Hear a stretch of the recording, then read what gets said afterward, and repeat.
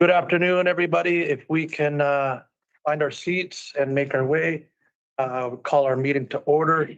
I'd like to first acknowledge that our meeting today takes place on the traditional territories of the Coast Salish people, specifically the Kaitsi, Kwantlen, and Simeon, the land-based nations within this territory. Again, thanking each one of you, thank our delegation, thank our presentations for being here with us today. With that, I would like to call if there are any declarations of conflicts from any of our directors. I see none, so moving along to adoption of the agenda, March 12th, 2026. Adoption on second, all in favor, thank you. Adoption of the minutes from our December 8th, 2025 board meeting, all in favor, opposed, thank you. Adoption of our minutes of our January 16th special board meeting. Favor, opposed, thank you. And the adoption of our minutes from our February 19th special board meeting. All in favor, opposed, thank you. There are no consent items, so we're moving right into presentations and delegations. Our first delegation is not here. Oh, he's not here. Oh, okay. So we will be moving past our delegation as we're moving into our presentation. So our first presentation is Community Advisory Group on Extortions, and that is Paul Dadwal. Thank you, sir. Are you gonna take the podium? He's gonna go from there. Either is fine. Either's fine. What do you prefer? Podium. Coming online? Yeah. Okay. Good to go? Yeah, absolutely. Thank you very much. Thank you very much for being here. Thank you for including me. I have 15 minutes, that's my understanding, so I'll spend about 7 minutes talking and then I'll open up to any questions that exist. I'll start with kind of our mandate, what we were tasked to do, who's on the committee, and then from that, I'll share with you in the past 4 weeks what we've actually done. So the mandate, in terms of reference that we were given, it was at a high level to bridge the gap on what the community perceived was a lack of communication and trust with the system. The system also includes many other partners. And the community brought concerns forward, and we were asked by the provincial premier to assist in bridging a gap and providing recommendations and ideas to the system, which includes law enforcement as a whole, not only in Surrey, not only in Lower Mainland, but this entire province and country. And so on our committee is a few people. There's Wally Opal, obviously a recognized retired justice, and also led the Missing Women's Task Force, has a lot of experience on recommendations. We have Baltaj Dillon, who's an ex-police officer, also on the Senate Committee for Bill C-12 as an independent lead. We have Hart Keela, who's a very known and successful business person that's really well connected to victims' families. We have Gary Begg, the ex-Minister of Public Safety and currently serving. And finally, we have Ninu Kang, who's Executive Director of End Violence for this province. So once we took on the mission, the purpose, the task over the past 4 weeks, we've had a lot of meetings, countless meetings amongst ourselves, but with community. And community doesn't mean just within Surrey. Community means within Lower Mainland, within the province, and also Canadian partners. It's our view from speaking to the community and what we've been told that this is a national problem. It's not just a local problem. It's an international problem, the community believes. And as a provincial community advisory group, we want to provide, and we have been providing ideas, suggestions, and recommendations on how the system can unite, how the system can be more effective. Those meetings have included law enforcement in the Lower Mainland, countless meetings with the RCMP and our municipal police forces, and the leaders themselves present at every meeting. In addition to that, we've met Board of Trade, business associations. We've met countless victim families. Tomorrow we'll be meeting the CBSA director and Crown Counsel. There is going to be countless continuous meetings, and already we're getting brilliant ideas from the community that we're already sharing with the system on how we could be more effective. Those ideas will ultimately be provided to the Director of Policing and the Minister of Public Safety, and as needed and if appropriate, shared with the public. I guess I'll stop there and open the floor to any questions. Direct question from directors.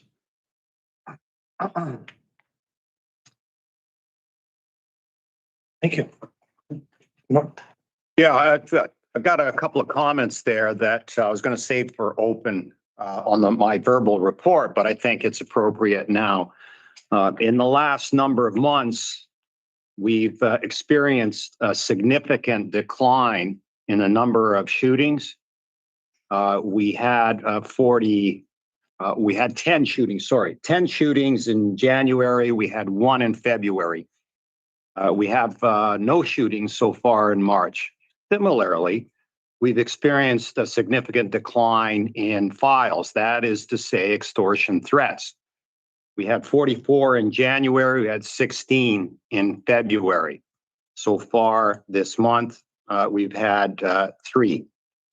And I think it's a direct result of a number of factors. Number one, the great work that is being done by all the Lower Mainland policing agencies, the Extortion Task Force, and our good partners, Canadian Border Services. As we know, there's been arrests both by the task force and the Surrey Police Service. We have posted the pictures of our arrests for investigative purposes, and we've received a number of tips in that regard. And we have continued with Project Assurance, which is overnight suppression patrols as well as preventative patrols, protecting the community, especially those that are high at risk. And then we moved on now into the prevention mode and working with Mr. Dadwal. And we're talking about reaching out further to the community. We have started to do that and informing and on the advice of Mr. Dadwal. But also we are now looking at reaching out to those that are vulnerable to be recruited into this criminal lifestyle. And we're just starting with that we're looking at the international students and that are here in some of the post-secondary institutions. I can tell you that we are now very much coordinated nationally and locally, not only with the task force with weekly meetings and sometimes daily meetings, depending on what's happening, but also with Mr. Dadwell's group. And the chiefs have met those that are involved all across the country in extortions, and that is to say Calgary, Edmonton, Winnipeg, Peel Region, and of course the Lower Mainland agencies. And we exchange information on a needs basis. And we continue now to also include or extend ourselves to the community and to the larger groups of the community. And so I'm optimistic, but we still have our foot on the gas. This is not the time to let off, but the numbers are trending in the right direction. And working with Mr. Dadwell's group, looking to connect with the community and be a little bit closer with them. And I do believe that we are now getting more and more information, which is critical, the intelligence that we receive from the community in order to further some of our investigations. Those are my comments. I'd echo the chief's comments for the united front that we're seeing as a community advisory group between the system, CBSA doing an incredible job, law enforcement, other societal programs at the same table working towards the same goal, same mission is unprecedented. It's very clear to us, and we will not take the gas off the pedal, as the chief alluded to. Having said that, we are going to create a provincial comm strategy that we're working on so we can ensure that everyone's updated in a timely manner, in a consistent manner, with consistent data. And all the chiefs and their comms departments are working on that with us to create that framework. Thank you for having me. Just have a comment for Mr. Dadwal and followed up with a question. So first of all, as you just mentioned, I want to thank you for taking the time to engage SPS to the degree you have. And I know you've been on the road engaging all of the significant partners and learning about what they're doing individually and collectively. And you've been quite forthcoming in the public realm with respect to the coordination and collaboration that's occurring among all of these partners. I think that's important because it adds to restoring public confidence in the authorities and addressing this crisis. So thank you for that. And you mentioned that you're actively receiving feedback from the community. I'm looking forward to hearing more details as it relates to our operations, and if there's anything that we change and consider, take those that feedback into consideration as we evolve our strategies. Can we expect any kind of document, or what forum do you plan to share that information with the police? It's a great question, Mike. Tomorrow we actually have a meeting at 10 a.m. with the entire committee and the director of policing on that exact same question. Stay tuned. Okay, thank you. Thank you. And thank you for your presentation. Thanks for the work you're doing. I take it from what you've heard from the community and what we've been hearing that you would rate dealing with extortion as a top priority for Surrey. Am I right about that? Correct. For me, yes. Absolutely. Oh, Glenn did have his hand up. Glenn's online. Yeah. Can you hear me okay? Yep.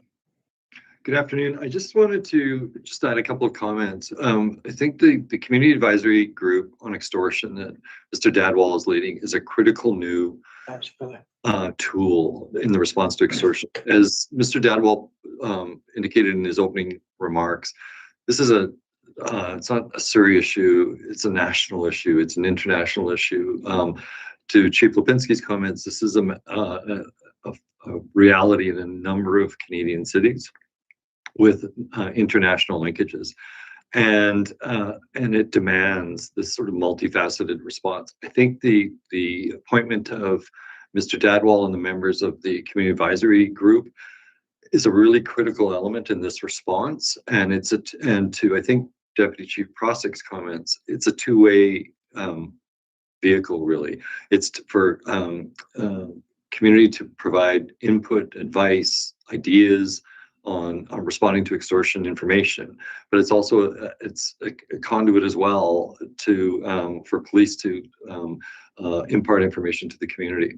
And I think the appointment of Mr. Dadwal, given his extensive background in law enforcement and connection to the community and partners globally, is a critical addition. So I just want to thank the committee for its work. It's ongoing, it's a large task, but I think it also demonstrates in the nature of the individuals who've been appointed to that group, the breadth of skills needed to deal with this. This is not just a policing issue.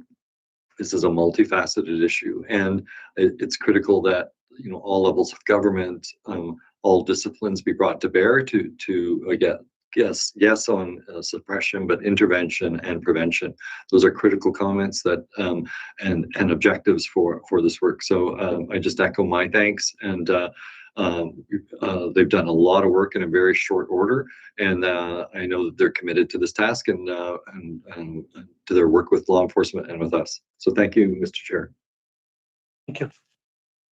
Any more questions, comments from directors? No? I really want to thank you for your presentation. I have no questions, but I know it was quite some time back when really we as a board, we started to, through the direction and the advice of the chiefs, to really started to reach out to community. What is community's role in dealing with the extortion crisis we have here?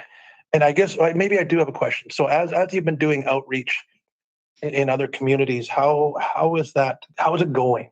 I guess it's just my kind of general question. How does that go? How is the temperature as things kind of evolved and obviously the numbers have come down in the extortions here in Surrey, but in our regional area, how is that temperature of the community out there in dealing with the extortions here? Well, as the chief alluded to, can't take the gas off the pedal because it could change right away. But to answer your specific question, I sense the community starting to trust me. They're starting to see unitement. They're starting to see appropriate resources, appropriate communications, and they want to trust. There's no one that we're meeting that doesn't want to help and trust. And the community's been very clear that it's not just a police problem. They're very absolutely clear that it's a societal issue, it's a macro issue, and they play a role in that issue. So I see it heading in the right direction, absolutely. Thank you very much. And I appreciate that. I appreciate you bringing that message here to us as directors and board. You know, we hear what we hear, and you know, we definitely, the extortion issue and the extortion concern here is top priority, one of the top priorities for us here in Surrey. So managing that, but the supports of the community are vital, and it's important, as was mentioned, to dealing with this concern and this issue here in Surrey. And thank you very much for not only your work, but the committee as well, to you know, applaud the work that they're doing to bring that communal voice back here. And I guess, again, just following up, excited to know and understand how that relationship continues into the future as you really set your ground, and we deal with these boots on the ground here in Surrey. So thank you. Thanks for your kind words. Thank you. Thank you very much for your presentation. I just want to hold for one moment. I believe our delegation, but I'm just going to hold you just for one moment. We did bypass the delegation because he wasn't here at the moment. So my thought is we continue on with our 3 presentations, and then we'll come, and then we'll come back if we're okay with that. Or should we do delegation now and then move on with the rest of our presentations? Either's fine. My recommendation is if it's the lead of the board, you can add him to the agenda. And but probably what's easiest is we also have Glenn Lewis here, and it might be good just because my presentation is tied to these 2 presentations. It might be wisest to just add the delegation afterward. Okay with that? Okay, so we'll continue on. It's going to be a short minute. We'll continue on with our presentation. We'll call you to the podium in a second. Thank you.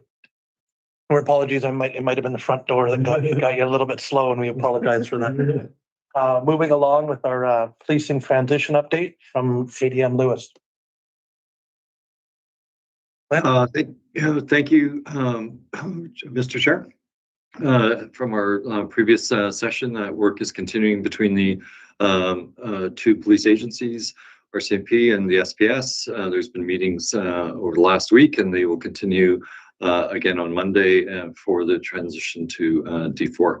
So that work continues at the highest level, chiefs and deputy chiefs, and from the SPS side, and from the commanding officer of the RCMP and his staff at the senior level to continue that. And so we await the completion of that work. My understanding there's been some good progress here, but we will follow up with the board thereafter. So I'll stop. Thank you. Any questions from directors to Glenn? Yeah, I'll have one. Glenn, just one question. Do you see any roadblocks or any difficulties with accomplishing the transition? No, I think the reports that I've received thus far and is that there's been communication about needs, about which I won't go into in this forum, given that it gets into some operational issues. But I think there's the expectation, certainly my expectation is it will continue. The work of both the SPS and the RCMP continues to finalize that. And at the end of the day, it's public safety is the main objective. And so it's my expectation that that work will continue. Director Carlin. Thank you. Thanks for that, Glenn. And you mentioned discussions going on between the 2 agencies, and it is recognized that for the transition to D4, we will need some support from the RCMP. Is that correct? Correct, and those discussions are ongoing, Director, and the RCMP have indicated the type of supports that's still being worked out.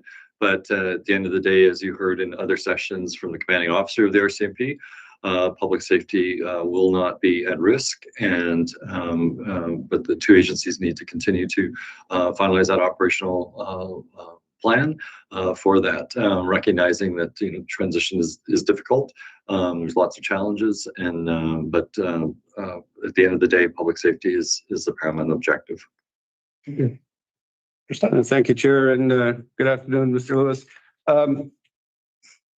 As the Director of Policing, you have the statutory authority to determine what is safe and effective policing in British Columbia and, in fact, BC. So that carries on relative to the transition of District 4. Correct, yeah. And if I may have a follow-up question, as far as the contribution expected from the RCMP, that will not be a contingent of RCMP that's still stationed, if you will, in District 4. Will they be coming to assist from District 2? Would that be the idea? I think there's a range of options, and I'll leave that to the police, the two police services to work out in the course of their operations, so that there's some sensitivities around that issue from an ops side. But I can tell you that the commanding officer and his team is at the table with Chief Lipinski and his team to work out those details. Thank you. Questions? I do have one question for you, Glenn.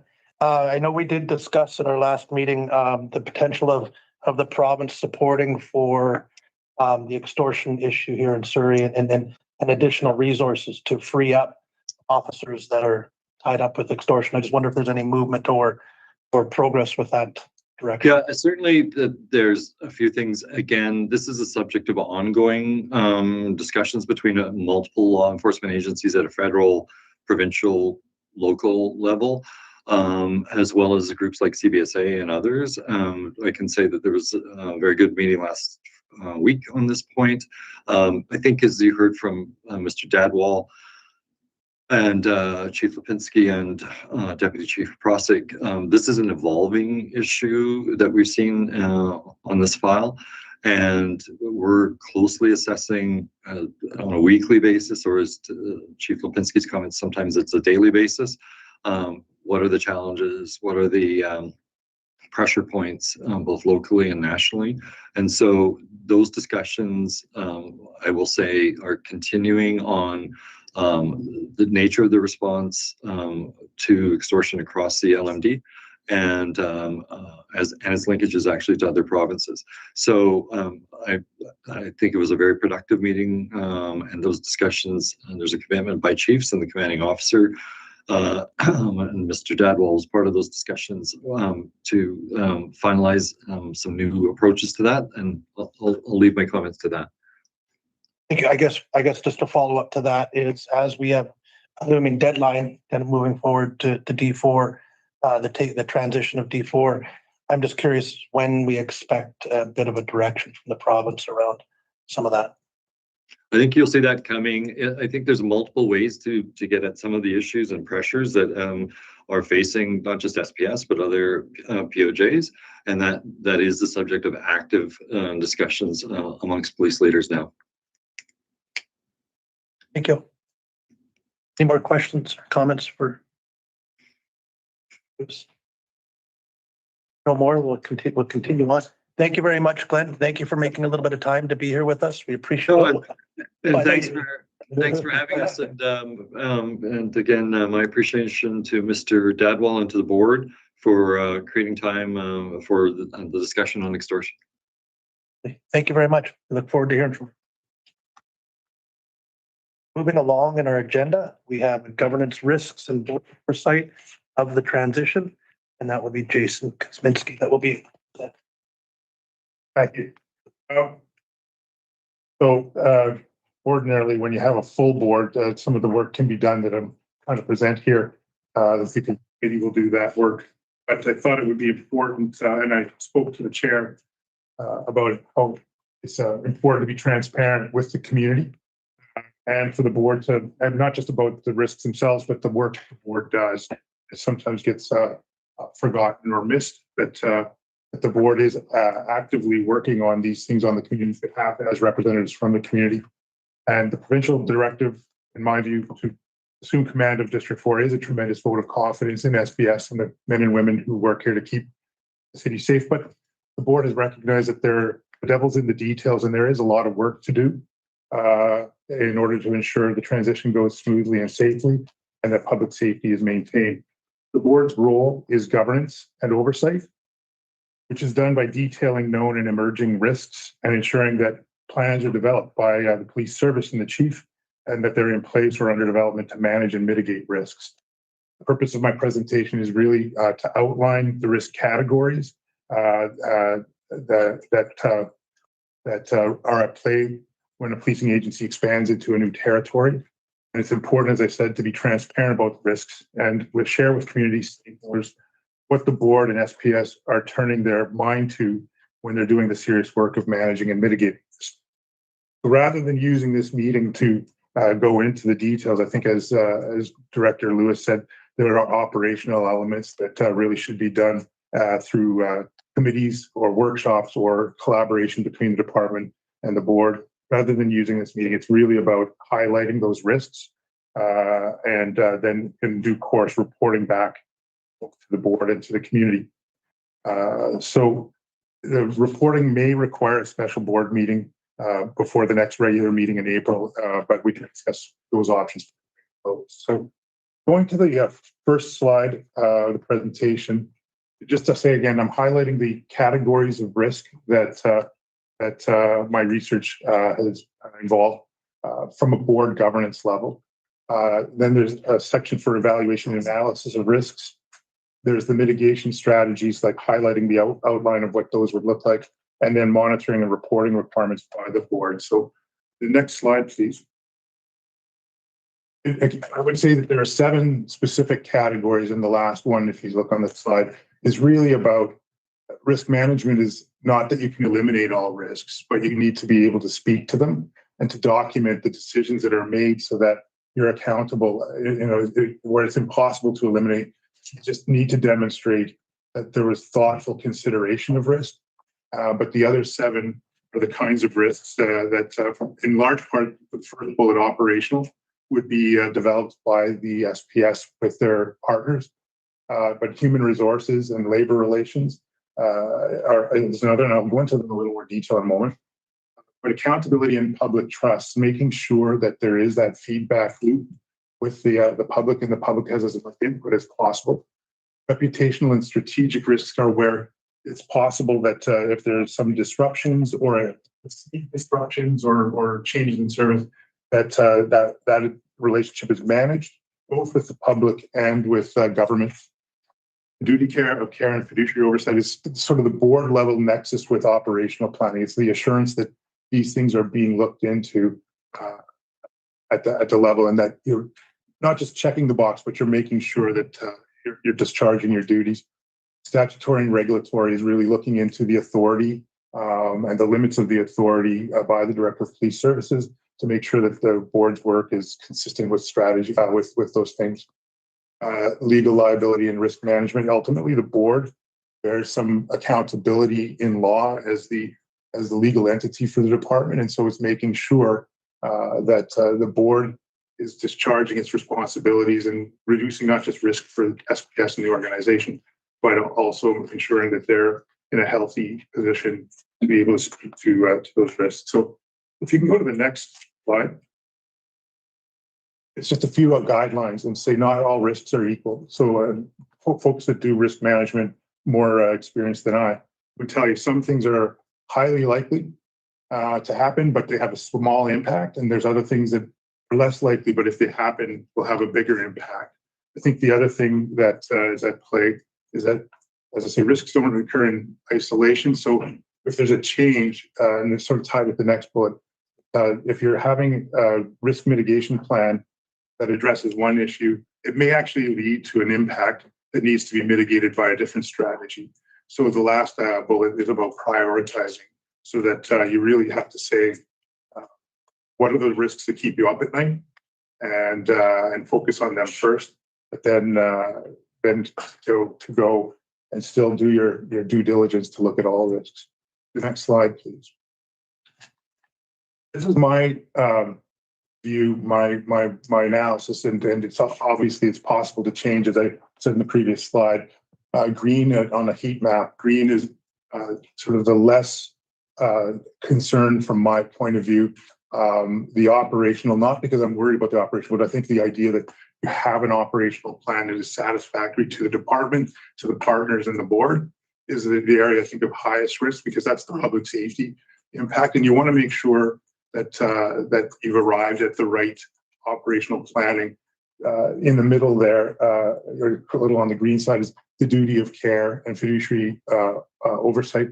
That also is, again, as I say, tied to operational. But as operational risk planning happens, both that can be moving from the red into the green, and the duty of care can stay where it is. And the other risks I'll speak to again in a little further in a moment. Next slide, please. So this is just an outline again for thoughts on what operational risks are and the mitigation strategies. The plan for dealing with operational risks really needs to define what are core and secondary services, and to have a general agreement that the secondary services ideally can be maintained, but they're the only ones that are eligible to be pared back or paused. Core services must be maintained for adequate effective policing.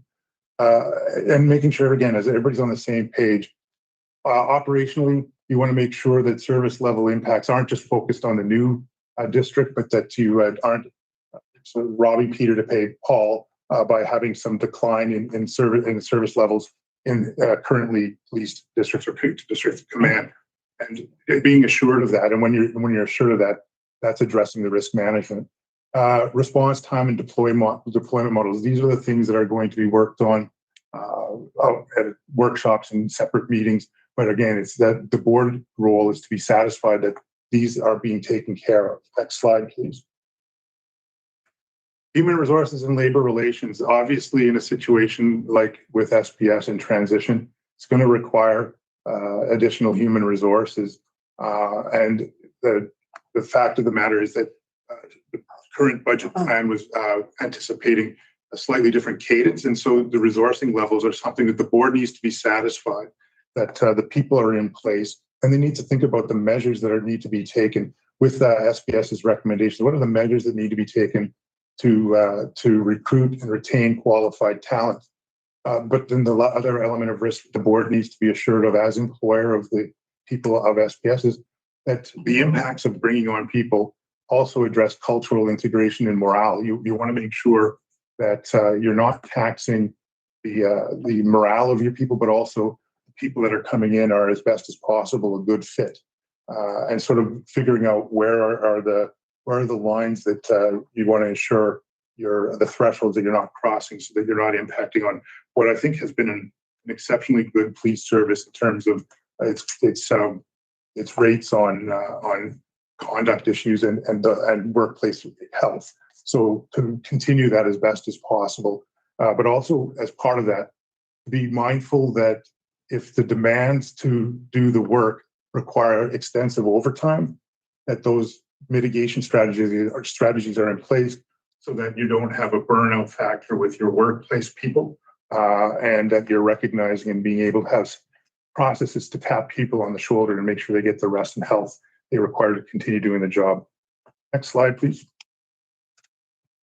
So with accountability and public trust, this is about the liaison the board has with the public. The board's role is to be, in effect, the intermediary between the community from which directors are drawn and the police service to most effectively flesh out the vision that the community has for their police service. And if transition is going to have some impacts on some of the expectations, the board has to have a role in spotting those and being able to address them with the community, try to involve the community as much as possible in the governance decisions that need to be made. And also, the board has just recently, later in this meeting, we'll be discussing the community safety priorities that were developed in the past year. And so make sure that transition, which is one of the priorities, also is still aligned with ensuring that the work is done on the other priorities. And lastly, the board needs to ensure that it has a plan for reporting and managing both reporting in general on how progress is going, but also managing complaints, because it's likely when you're accelerating the pace and spreading into new areas that there'll be complaints, not just about conduct, but sometimes about service and policy levels that the board has a statutory responsibility for. Next slide, please. So this is tied somewhat to accountability and public trust, but I think there's both the need to ensure that the focus is on the strategic rationale for the expansion and avoidance of overreach. That probably is simpler on the list, but I think the public and political dynamics need to be mindful if there's a need, either for temporary pauses on some service levels, secondary services, or if there's a need for additional resources to staff up, you need to be able to think that as at the board level of how to engage as early as possible so that there are fewer surprises and greater buy-in. And then similar reporting, measurable success criteria and reporting to the public. The next slide, please. Duty of care and fiduciary duty is a little more internal to the board. It's about the board ensuring that it has, there's a plan for the adequate staffing levels for sworn employees. There's the continuity of service and dispatch levels and access to specialized services, all of which will be delivered by SPS, and all of which is reported on, but just to make sure that that's being done effectively as again, increased pressure is going on during the expansion. The next slide, please. This is getting into a little bit more of the watching paint dry, but it's making sure that there's adequacy of insurance and indemnification because mistakes can happen, risks can materialize. So to make sure that there's no exposure or personal exposure or limitations. I think also there's a role to play. I don't think the board directly would be involved in the negotiation of agreements, but there's the element of being able to ensure that agreements as much as possible are in place to give clarity to who's doing what. And then lastly, enterprise risk management, which is largely what this presentation is about. The last slide, next slide, please. As I say, there's the statutory and regulatory. I touched on it earlier. It's about ensuring that that there is a statutory basis for the work that's being done, and actually that there are interagency agreements and an indemnification, but also to ensure that compliance, not just with the decisions and the decision-making process, but compliance with the provincial fleet standards are maintained. There are no compromises in compliance for the work that the police officers themselves have to do, and the board has to do their best to ensure it is being done. The last slide, please. The last slide speaks to monitoring and reporting, that there is always uncertainty in policing every day. Expansion adds to uncertainty. The board has to ensure that it regularly reviews and reconsiders risks and risk categories. So some options for the board that can be considered in due course is to adopt a resolution that acknowledges risk. The other thing is to always document risk discussions thoroughly and record dissenting views so that if there's a review, the way I describe it is if something happens that will require some level of review, and if the reviewer asks the question, where was the board in all of this, that there needs to be a record documented, and that requires regular post-launch reporting and where possible to have legal counsel input. So that's my presentation, just introducing risk. And as I say, I think the more detailed work can be done either in closed day or at committees and workshops. Thank you very much. Any questions or comments from directors? Team, anybody else have any questions or comments? Hey, oh, sorry, Director. Thank you, Chair. Sorry for, thank you for that, Jason. My understanding is SPS was prepared to take half of District 4 on April 1. That was the plan. Yeah, initially. Did that plan ever change? Had this new directive not have come out? Was SPS still prepared to take the half on the 1st of April? Yeah, I can answer that. Absolutely. So the plan was to take half of D4 in April and the other half in July, July 28th. That is in keeping with the graduations from the Justice Institute of BC. That is brand new recruits. And that is in keeping with the recruiting, training, and deployment of experienced officers. Right. So much of the work that would be required with respect to community engagement MOUs would already have been done with respect to the half of the District 4. Would that be a fair assumption to make? No, that wouldn't be a fair assumption. We were just in the starting I'll say phases of doing that type of work in January when the change of direction from the province came our way. Closed. I think on some of these comments. Yeah, actually, I was just going to refer to that. So thank you. Thank you very much, Jason. And I just kind of expressed our concern as we have 4 directors of 9 that are navigating risk and risk of transition here. So again, it's just a consideration that I would bring to the table, the risk and liability to not only the us as a board, but the ones that are not here yet, and ensuring that risk is their appointments and them coming on board. So that's a bit of a challenge that we have in being able to make those decisions and assessing that we will have directors here hopefully soon that will be able to have their concerns and their voices met with those risks and liabilities.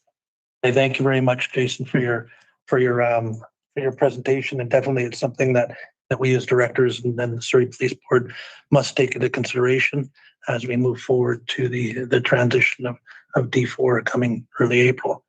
So thank you very much. At this time, I'm going to modify our agenda a little bit, and we're going to take a step back to our delegation. So at this time, if I can welcome Singh Malik to this podium. Did I get it right? Yeah. Thank you very much. And you have 5 minutes for a delegation. I believe that's correct. 5 minutes. 5 minutes for a delegation. And there's no question and answer period. Take one of those and pass it down as well. My name is Moham Singh Malik. I'm the City of Surrey's Livability, Social Equity, Public Safety Committee. And what I want to talk to you guys about today is how we can restore trust, given that we've had, this rash of extortions over the past couple of months. Because obviously we've heard from the chief, Project Assurance is doing an excellent job in actually tampering down the amount of shootings. And now job of the board to go ahead and restore trust among South Asian business owners and members like myself who still might feel unsafe. And so what I have here in my proposal to the board is a number of strategic reallocations of approved monies in the budget to ensure that we can take those steps forward. So the first thing I have in here is what I'm calling a digital Dropbox. So as I'm sure many of you know, a majority of South Asians, especially the South Asians that have been targeted through WhatsApp messages and use WhatsApp on a regular basis. And so what I'm recommending to the board is to establish a Surrey Police Service WhatsApp channel. So that if I do get a message that I think is suspicious or blackmail or stuff like that, I can immediately screenshot that or forward that to the SPS WhatsApp channel.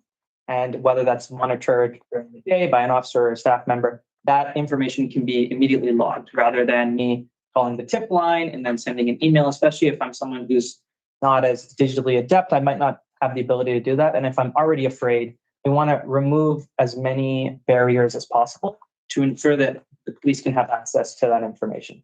So that's proposal number 1. Moving on to number 2, I would also like the board to consider a block watch model, but specifically for businesses. As we've seen shootings come down, if we want to stamp out that fear, I think that visible patrols are the best way to do that. So retasking some community safety officers to do targeted patrols for, say, the next 6 months during the day, just so that community members can have a chat with these officers, tell them their concerns, and we can start to have business members feel safer in their own business districts. And so this would just be for a pilot period of 6 months as extortion shootings tamper down, just so that people can really start to feel like the SPS has a full grip, not only at night, but also during the day. Moving on from that, I'd also like to recommend that the board do some security grants for businesses that have been repeatedly victimized. I myself, in January, went to one of the Estaji 76 restaurants that was targeted by extortion. And just talking to many of the servers there, they felt unsafe. They were like, business has declined rapidly because people don't feel safe in that business because it had been targeted twice. And so going to those businesses and saying, okay, here are some minor security upgrades we can help you fund, whether that's through a branch or a loan or a program or something like that, to help them get those services so that those business owners, one, feel like they're being protected, and community members feel, hey, I can come to this business right now and I can feel safe because the police have intervened to beef up security in those areas. And then finally, and I think this is the most important part, is branding. I would recommend that the board spend some money to and either work with the local VIAs or the Chamber of Commerce or the Board of Trade to go ahead and give out extortion business packs to businesses in Surrey so that they can have, a report extortion sticker on their window, that they can have a couple of cards, whether they be in English or in Punjabi or both, basically saying, here's what you should do if you feel unsafe, feel threatened, if you feel like you're being extorted. And this won't cost that much money, but for the business owner to have a package from the police service basically saying, here's what you can do and here's how we can support you. Here's a little sticker you can put up on your wall. I think psychologically that will help people feel a lot safer and see the police presence more often. Because if I'm walking into a business and I see it says, extortion, and the QR code links to the WhatsApp channel, I feel like the police are here and they're listening to me and they're ready to act upon my request. And so these are just some small little tweaks that I think that we can make as a community to really empower community members to feel safer. Because unfortunately, even if, let's say, God willing, tomorrow there are no more extortion cases and there are no more extortion shootings, that specter of fear is still always going to exist.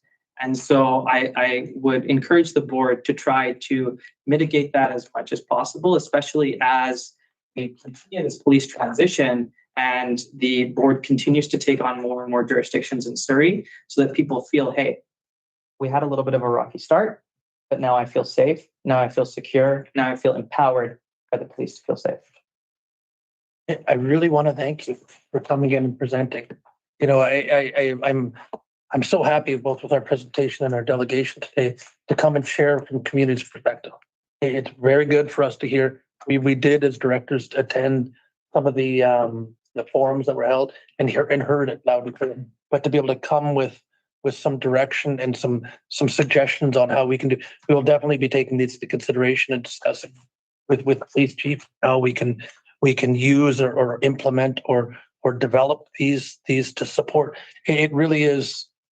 It's extremely helpful to hear from yourself, to hear from our presentation about some of the thoughts of community, as that reach out happens. And because we as directors, we are approached in community, it's not always with the very definite and defined directions and suggestions bringing forward. So I truly do thank you. I know it's not a question and answer period, but I don't know if any directors have any clarifying that they need with this presentation, or are we okay to continue on? Thank you for the presentation. Thank you, Malcolm. Thank you very much. So we will be taking I thank you for giving us a paper copy of this as well. Continue a dialogue as looking at ways to build public trust. And I really hear that from both of your presentations today. To how does SPS through our police chiefs build the public trust again around. Really want to thank you for being here and taking some time out of your day to spend and educate us a little bit more on what the community needs. Thank you very much. Thank you guys for taking the time to look. Thank you. Thank you. Okay, we are concluding our presentations and our delegations. We are moving along. Oh, it's my report. Moving on to chair's report. I have a little bit of a report to follow up here. So this is the first meeting that we've had since the province has chosen not to renew 4 of our director positions here.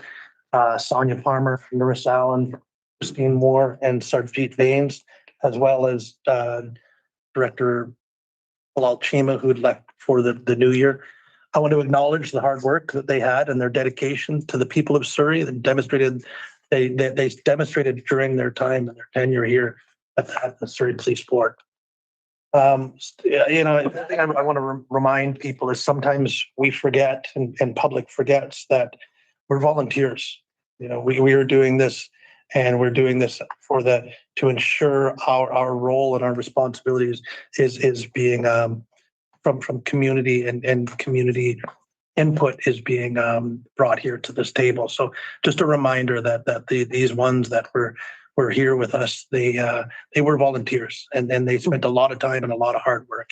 So in saying that, one of the things that we'd heard was that through some of the comments from Premier is that they're directing that the directors were not directing the police service along the lines of community priorities, where in fact Director Allen, who was the governance chair, spent a significant part of 2025 reviewing community surveys, publishing the report of our findings and final round of public consultation. Narissa was to present the final report and recommendations at our board meeting in February.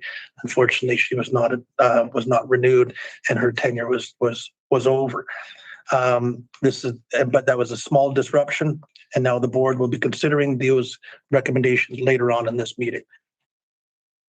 So those, again, going back.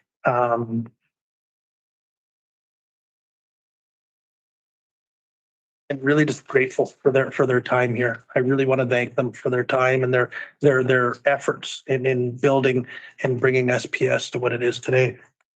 Upon approving and reviewing and approving the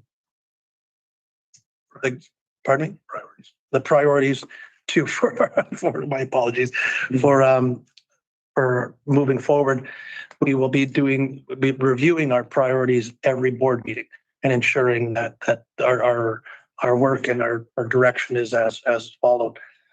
I also want to acknowledge that the remaining directors have to manage the workload of a full board with less than half the resources.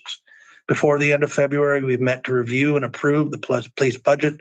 Shortly after, the provincial government directed the transition timeline of SPS to take over command and policing in Cloverdale be earlier than planned. And the four of us have been meeting with SPS to review risk management and mitigations. And we have all met as a committee as a whole to do the work that is ordinarily distributed to 3 standing committees. So I just again want to share that how the predicament and the situation this board has been put in over the past few months, and in not only losing 4 directors, but now continuing on with some very vital and very important decisions that need to be made in the immediate future for the transition to continue, as well as managing and dealing with the extortion crisis that's happening here in Surrey. So as new directors are arrived, new directors are expected to arrive before the next board meeting. But I want to thank Archie, Rob, and Jim for rolling up our sleeves for the past few weeks and keeping up with business that needs to be done here with SPS. So I'm truly grateful, and I just really wanted to state and express my concern about hopefully having new directors soon so that we can get back to business as should be, not as is. So I'm just very, very grateful that for the directors that were here, and again stating that the work around community priorities, policing priorities is still on our agenda and it will be discussed later on today. So with that is my update for the day. And with that, I will turn the floor over to Chief Lipinski for his. Mr. Chair, I was just going to provide the update on extortion. I've done so already. And so, thank you. Thank you. Moving along to committee as a whole reports. First one will be policing priorities for Surrey, and we'll turn that over to Jason. So, board's indulgence, I'll summarize the report. There was a lot of work done throughout 2025 when the board was appointed. One of the high priorities was to establish the policing priorities of the community for SPS. The work was done based on community surveys that predated the board's arrival.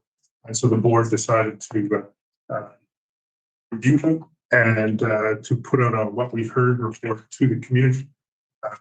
Published toward the end of last year. seeking further feedback and confirmation that the priorities that were listed remain still be the top priority. So the report that you have in your package on page 2, the third paragraph, pardon me, the second paragraph, there was the identification of the priorities being completing the policing transition, policing organized criminal gangs and extortion, reducing intimate partner violence, improving road safety, and countering repeat offenders. There are those goals have some of the those priorities have some goals and objectives that are laid out. Those will be, I think, worked on a little further. And the board's next step, if the approval by this board now is of those priorities, would be to start the work of applying measures and seeing where the impact is, that on a regular basis as you report, you're seeing if those measures are effective or if they require further consideration. So I believe it's not in this report, but the recommendation is for the board to approve a resolution to endorse the recommendations of the priorities being, again, completing the policing transition, policing organized criminal gangs and extortion, reducing intimate partner violence, improving road safety, and countering repeat offenders. Recommend. Director Johnson. Yep. Recommend. Yep. I'm happy to make that recommendation. For Motion. All in favor? Second. All in favor? Opposed? Thank you very much. Moving along. We're moving along to our SPS draft strategic plan. Again, that's Jason. Yeah, and there may be some opportunity if the chief is to comment, but the governance committee in November last year, reviewed the strategic plan that was developed by the department, largely reflecting or echoing the direction that was coming for the priorities and laying out the plan for that also speaks to some of the internal priorities around investing in SPS people, different elements of technology, community engagement, community policing. So again, perhaps if the chief would like to speak to it, but otherwise I can go afterward to the recommendation. Yeah, thank you very much. Mr. Chair, wondering if the board would consider looking at the strategic plan. And if you look at pillar 4, it's investing in our people. Given that the environment has changed and specifically the unforeseen circumstances of extortion and the load that it's put on our people, as well as the acceleration of the transition, I would like the board to consider that number 4 be moved up to number 1. Can't do all of this without really good people and extending themselves, which they have done in recent months. Those are my comments.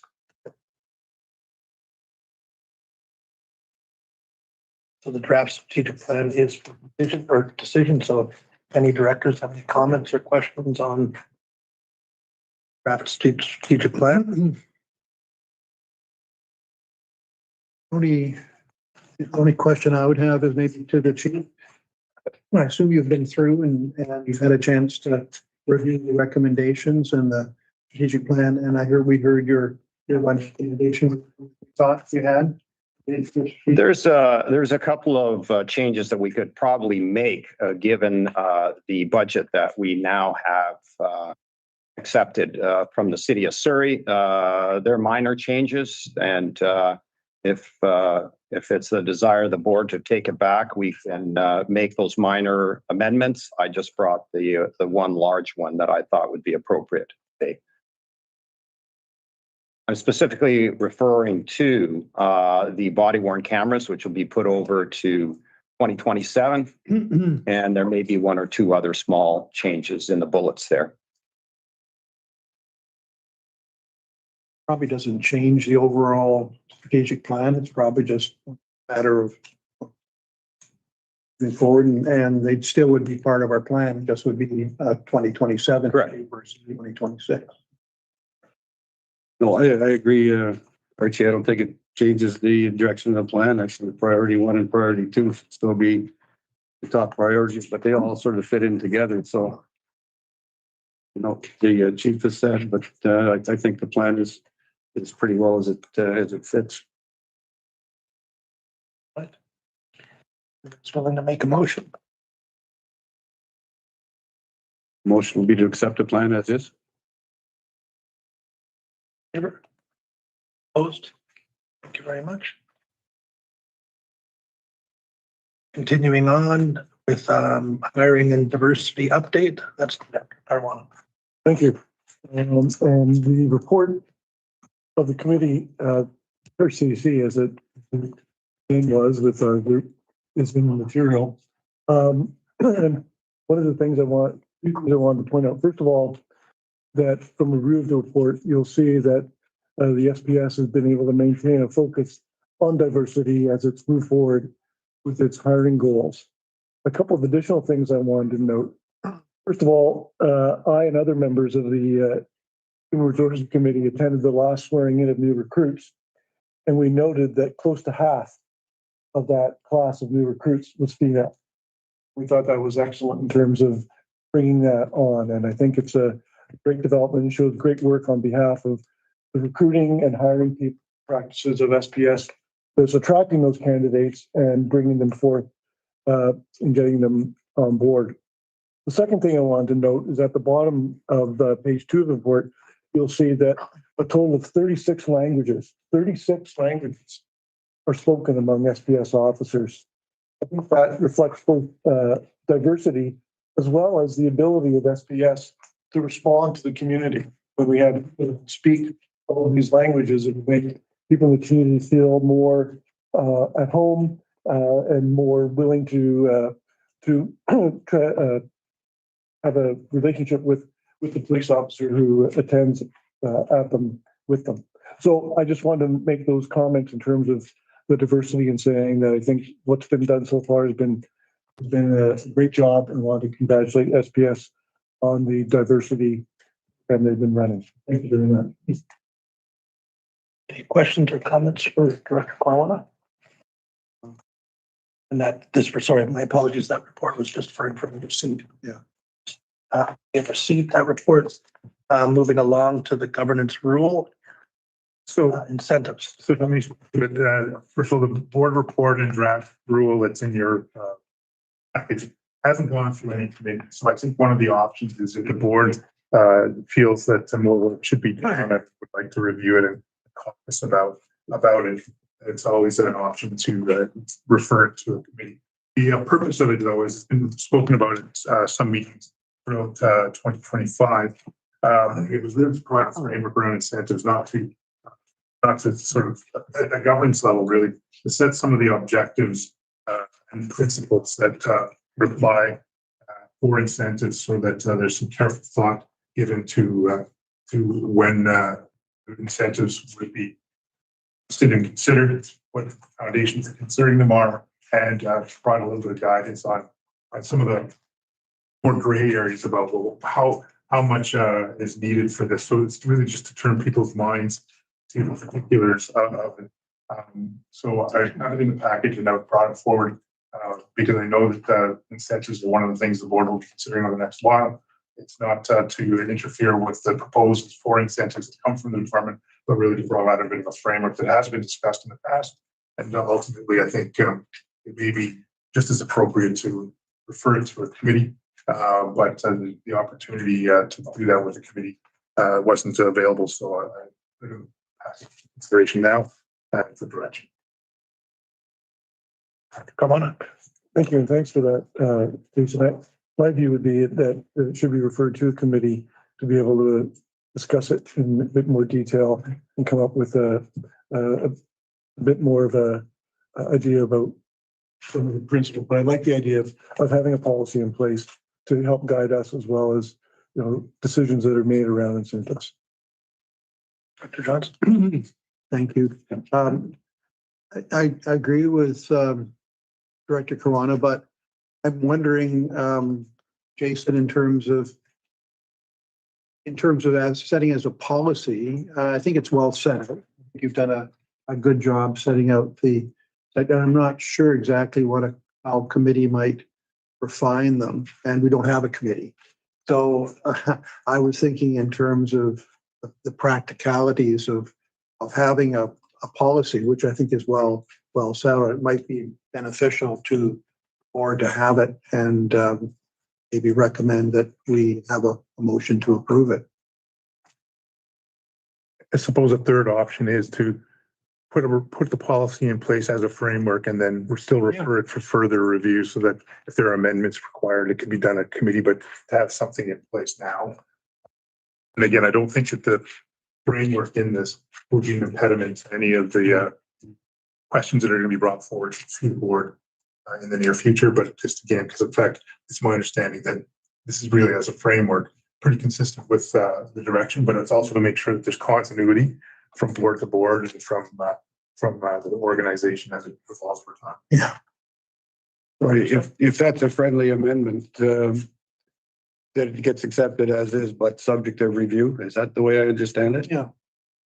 And all policies are subject to review. Yeah, but no, I'm agreeable with that, because I certainly see some gray areas in this that need further addressing. Yeah. And providing, the provision that is an option down the road, I'd be willing to accept this, providing that these gray areas do get explored As a framework. as a framework, yeah. Framework. Make a motion. Yeah. I'll support your motion. Yeah, the motion and accepting the friendly recommendation from Director Stuck. I think we better read that one. That we approve the policy as Approve the policy. subject to, as a framework, subject to potential review as the committee structure gets established. Or for move the policy and also directed it be referred to committee for further consideration. Yeah. That would be great. Accept that. In favor? Opposed? Moving along to our service and policy complaints. Yeah. We have one. So right before the new year, just around Christmas, there was the second of two collisions by a driver. The driver colliding into a civilian, causing serious injury. Yeah. And that led to somebody from the community writing a complaint that both subject to review by Independent Investigations Office, but also would be reviewed by the Office of the Police Complaint Commissioner, but at a service with policy level and in consultation with the OPCC, they identified that the question that was being raised, that is a service for policy one, maybe a service for policy question, is around the adequacy of policies, but really about training, driver training. So it's to the board to consider whether to receive the complaint or treat it as frivolous or otherwise. But and if the board does receive it, on the last page of the package is the options that the board may take. And that's to request the chief constable investigate report on the complaint. You can initiate a study concerning the complaint, initiate an investigation into the complaint. As I said a moment ago, dismiss it on the grounds that are set out around frivolous, or that these things have already been taken care of, or take any other course of action the board considers necessary to respond adequately to the complaint. So I'll just, in terms of advice to the board, based on my experience elsewhere and research of other police boards, that probably the most likely course of action, and the one that I would recommend, is to request the chief constable investigate and report on the complaint, really, and focus on the adequacy of training for driving, and there may be other factors at play. I also would say that in my experience, because there are ongoing, there are other processes that another option is to receive it. I'd make that recommendation, but hold the file in abeyance pending the outcome of the IIO and OPCC work, so that there's no interference with those processes. So my recommendation would be to request the chief constable investigate on the report, but to hold the report back to the board in advance pending, come up CC. Move that. Second, thank you. Any opposed? So we'll be moving that. Tape comes. Just one follow-up question. So, Steve, have you done any on this issue?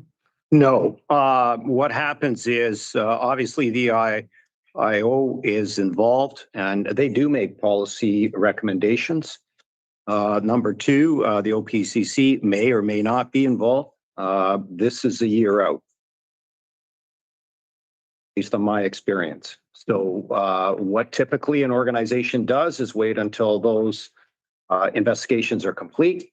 And then we would have a review of those investigations if there's anything else that we would have to follow up on. So so again, it's a year out to have any of those recommendations or potential policy amendments. Based on my experience, given the load, the investigative load that the IAO and both the OPCC have, et cetera, et cetera. So it takes some time for them to complete.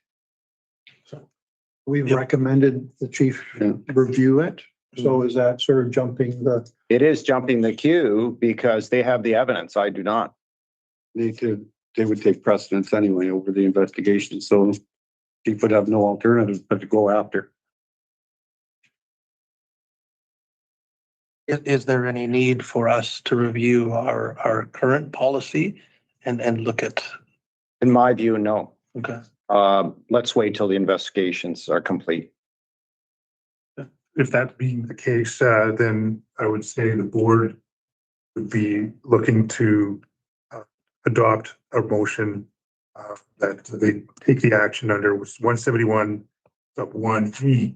That you are taking another course of action that you consider necessary to respond adequately to the complaint.